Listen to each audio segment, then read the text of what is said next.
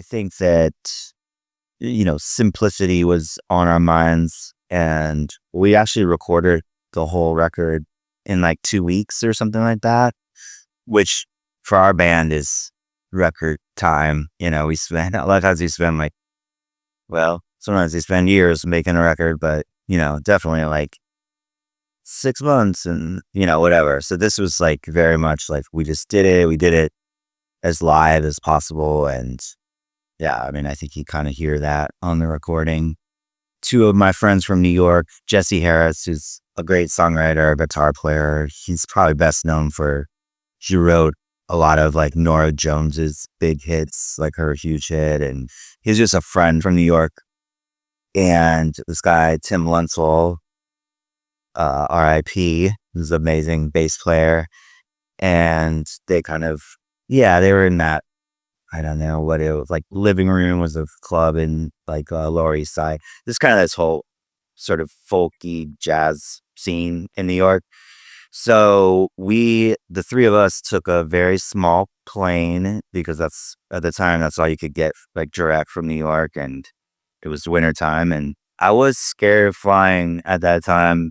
And it was shaky. I did have a brief big bopper moment. I was like, man, this might be it, But alas, I made it. The pilot's on the microphone, and he's saying, I'm sorry, oh my God, I'm sorry, I'm apologizing, and she looks at the man and she says, where are we going? And he looks at her and he says, we're going to a party. It's a birthday party. It's your birthday party. Happy birthday, darling.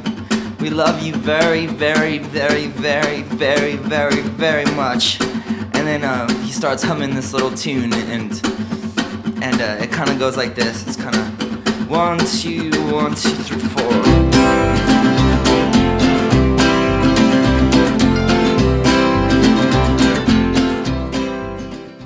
I mean, this one, even Wide Awake, it has a weird little intro. All of our records have an annoying intro just to test the listener's patience, I suppose.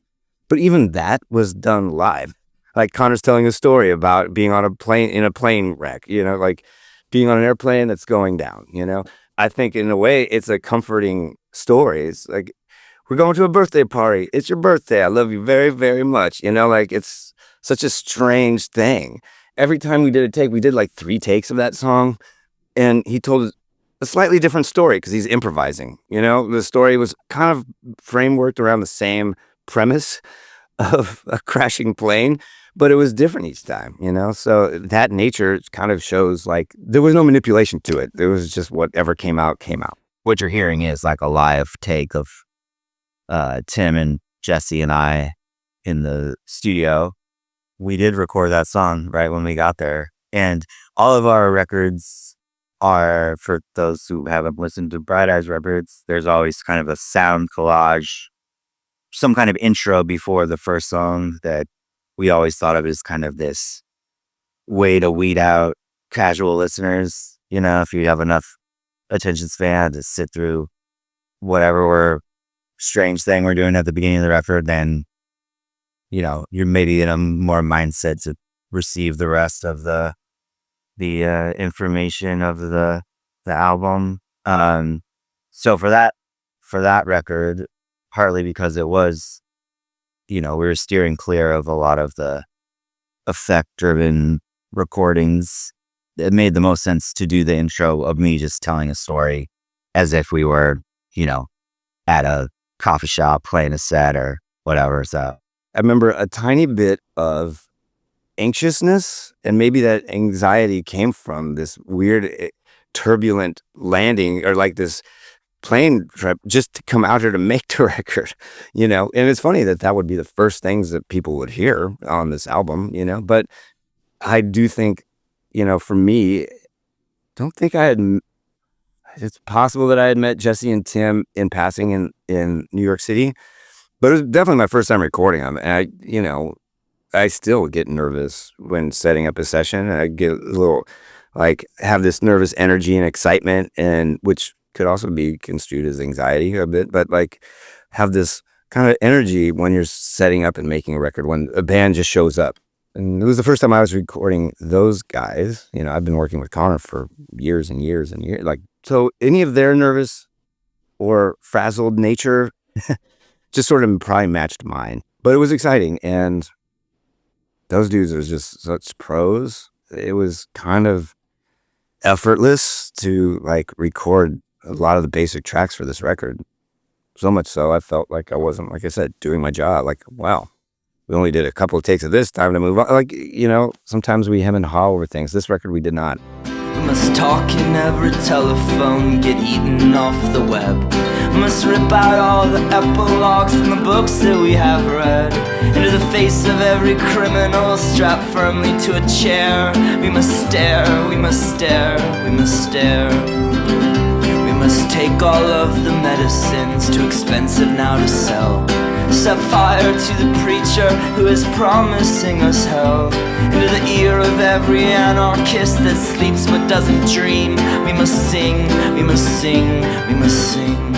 It'll go like this, alright. When I wrote At the Bottom of Everything, I guess I had moved out of the first apartment in New York, and I was down on Avenue B at the time, and I remember just that feeling of being in New York. One of the things I really liked about it was, I mean, I'm from Omaha, Nebraska, and maybe like at the time, kind of like a big fish in a small pond situation. And just growing up, I mean, it's just Omaha's a city. It's a real city, but it's, you know, it's not a large city. So I kind of knew everyone there, and the people I didn't know knew me. So going to New York and the anonymity that provided. And I loved like walking out of my door, my apartment, and, you know, hearing 10 different languages being spoke on the street as I like walked around. And yeah, just kind of intoxicated by New York. And that song, I think, you know, was definitely inspired by walking around and just kind of looking at life, I suppose.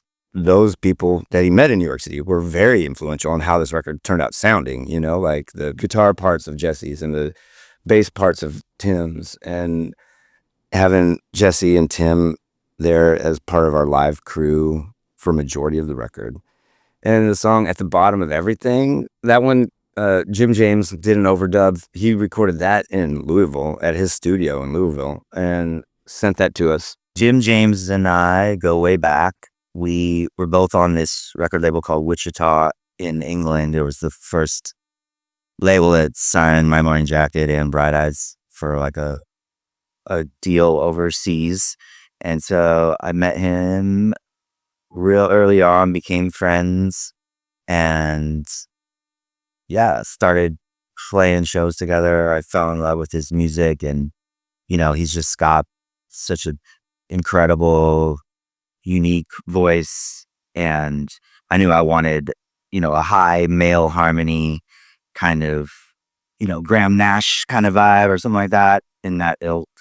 And yeah, he came in and knocked it out of the park. While my mother waters plants, my father loads his gun. He says death will give us back to God, just like the setting sun is returned to the lonesome ocean.